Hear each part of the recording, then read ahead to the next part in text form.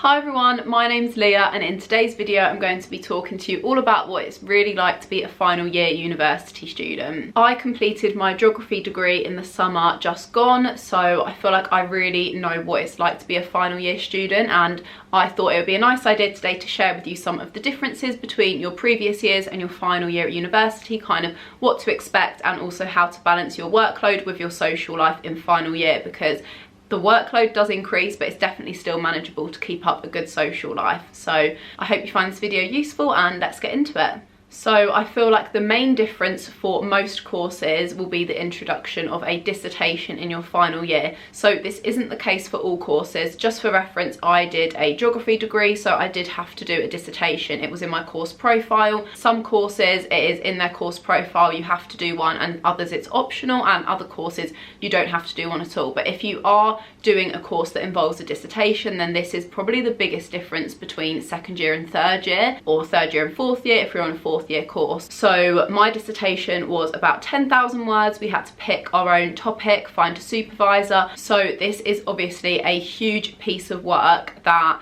I'd never done before. There is a lot of support available though, so don't panic. Nobody has written a dissertation before, so everyone is in the same position. There will either be a video up already about dissertation tips from me, or there will be a video going up soon about dissertation tips, so make sure to check out the channel for that. That's a video that I filmed, so if you want to hear any more tips about how to complete your dissertation, then go and check out that video. So I'm not going to go into detail about the dissertation in this video, but I thought I would just mention that that is probably the biggest difference.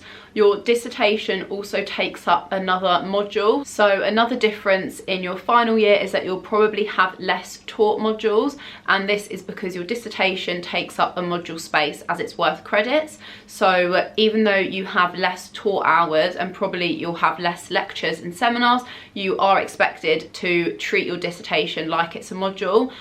So I would really recommend spacing out in your timetable like days or certain times where you will focus specifically on your dissertation, because you're meant to put in the same amount of hours into that as you do your other modules. This one probably won't come as a surprise, but in your final year your lecturers do expect a higher standard of work from you, and they will expect you to do a lot more reading outside of your content. So the workload kind of increases each year that you are in university, but final year I definitely noticed that they are expecting a lot more from you work-wise, and it's a lot more like involved, like you coming up with a lot of your own ideas, you coming up with a lot of your own titles and what you want to do for coursework and stuff. And they also like to see a lot of reading, so this might depend on what course you're on, but for science-based subjects they will like to see that you have a lot of references to back up your points. So my reference lists at the end of my coursework were a lot more extensive in final year compared to my first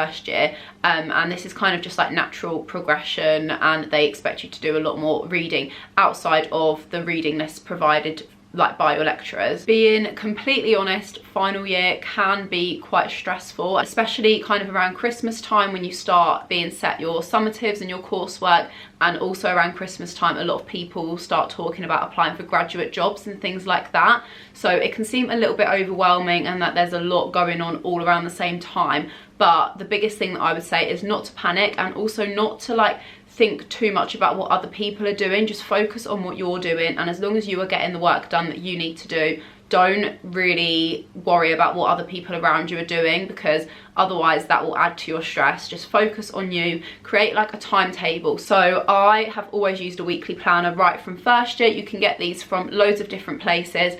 I just ordered mine from Amazon, and I'll include a little like clip over the top to show you, but it basically has a section for every day of the week and then a notes bit at the side. And at the start of each week I will organise my week, and I'll write down all of the lectures and the times and the days that I have my lectures and my seminars, and then I'll also write down any reading that I have to do and any deadlines that I have for that week. So then I'm really organised, I know exactly what I need to do that week, and then I'll also pencil in any social things that I'm doing, and I also use it to plan like my dinners, and it just in general it helps me plan my week and make the most of my time. So if you've not used a weekly planner before, then I'd really recommend that, or even like a diary, just something to help you keep organised. If you haven't already done so in previous years, then third year is a really great time to use any of the resources available to you. So whether this be going and contacting your advisor for some advice or help with coursework, or going and seeing your careers team and asking for help with like finding graduate jobs or part-time work, anything like that, help with building your CV or writing cover letters. At the end of the day, these resources are there to help you, and your lecturers and your careers team are wanting to help you and willing to help you. So sometimes you might have to ask for it, but I really would recommend utilising these resources before you leave. The next difference for my final year is that I found I was spending a lot more time in the library. The library basically became my second home, and I was fine with that. Loads of my friends went to the library a lot as well. If the library isn't for you and you don't find you work that well in there, then that's absolutely fine. There are loads of other different spaces that you can find to study. So whether that might be like a coffee shop in the city centre of where you go to uni, or somewhere on campus that you quite like, or even just in your student house. Whichever study space you choose, it's a really good idea to get into a good routine. So I used to try and get to the library by 10 o'clock every day, do a couple of hours of work, then have lunch, and then do a few more hours of work, and then go home for the day. And I wouldn't really work in the evening. I'd keep my evenings free to like do something fun. So whichever study space you choose, I just think it's a really good idea to set up a good working routine. Even though your workload will probably increase in your final year, it doesn't mean that you can't still have a good social life. You definitely do still have time to socialise, and you should make sure that you organise things to do that are fun, that keep you motivated to do your work for the week. So it doesn't have to be a whole evening or a whole day. It could literally be inviting a friend round for dinner or going out for drinks one night. I just found that having things to look forward to helped to keep me a lot more motivated to get through my work. And the final thing that I want to say about being a final year uni student is that it can seem very tempting to drop out. I definitely had a couple of times during my final year where I was like, I don't know if I can do this work anymore, like I don't know if I can keep up with the workload, and I was finding myself quite stressed. But genuinely, if I can do it, you can do it. So just keep going and think back to how far you've come. You've already done like 2 or 3 years by the time you've got to your final year at uni. So you've got through those 2 or 3 years. You know that you can do the last one, and you should be so proud of yourself for making it this far. The workload does increase in final year for most courses, and it can seem a bit more stressful. I want that to be